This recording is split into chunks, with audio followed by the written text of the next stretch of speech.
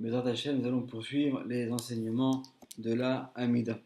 Donc, nous enseigne le Ben Ishraï, avant de commencer à prier la Hamida, on devra faire bien attention d'avoir les pieds bien droits et serrés l'un contre l'autre pour ressembler aux anges sur lesquels il est écrit dans le livre de Yecheskel au premier chapitre, verset 7, Veraglehem Rigel Yeshara, et leurs pieds sont un pied qui est droit.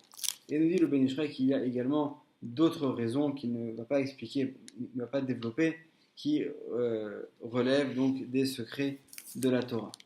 Et ensuite, lorsqu'on récite la Hamida, on doit d'abord faire donc 3 pas en arrière, puis on revient à sa place pour commencer à ce moment-là à faire la Hamida.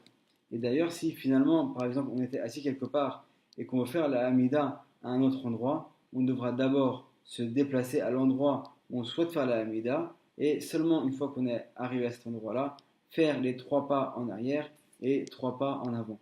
Alors, il y a des raisons qui relèvent également de la Kabbalah que le Ben Ishraï ne va pas développer ici concernant les 3 pas en arrière et 3 pas en avant.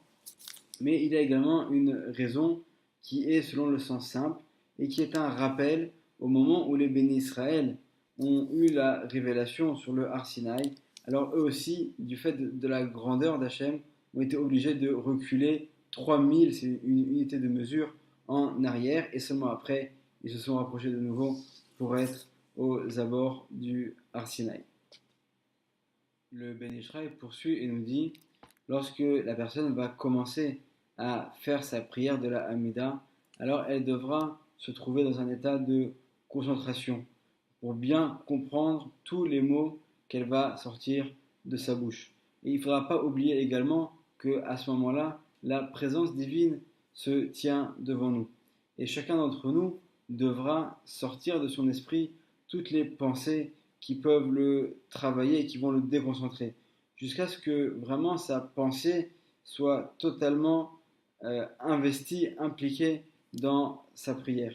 Puisque en fait on sait que la prière est venue pour remplacer les offrandes qui étaient apportées au Beth Amikdash. Or on sait que lorsque un Kohen, une personne qui apportait une offrande, n'avait pas la pensée qu'il fallait, alors parfois ça pouvait carrément invalider le korban qui était apporté au Beth Amikdash. Et à l'inverse, lorsque une personne va commencer à bien prier et va voir qu'elle a vraiment une grande concentration, elle ne devra pas non plus tomber dans l'autre extrême qui est de penser, de s'enorgueillir un petit peu, de trouver que sur elle-même qu'elle est bien, qu'elle est sérieuse, qu'elle a fait une bonne fila.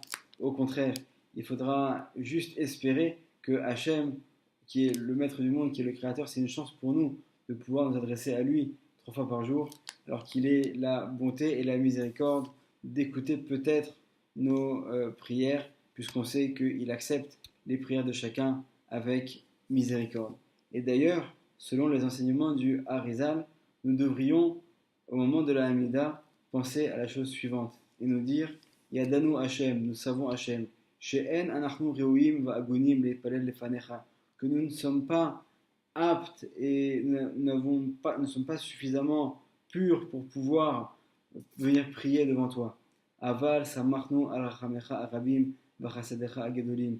Mais pourtant, nous avons mis notre confiance dans ta grande miséricorde, qui chafetz chesed ou marbel et etivata, car ton désir, si on pourrait s'exprimer ainsi, est de faire du bien et de faire répandre le bien de partout.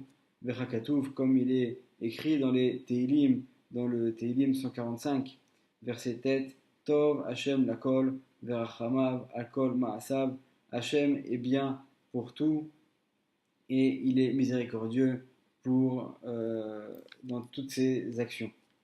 Va'ata tzilitanu lepalel elecha, et toi Hashem, tu nous as ordonné de prier devant toi. Kiata Elohenu vanachnu avadecha, car tu es notre Dieu et nous sommes tes serviteurs.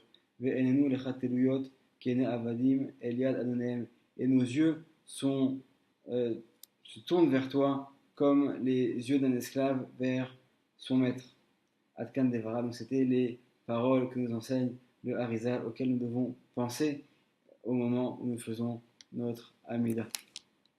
Bracha ve'atzlacha.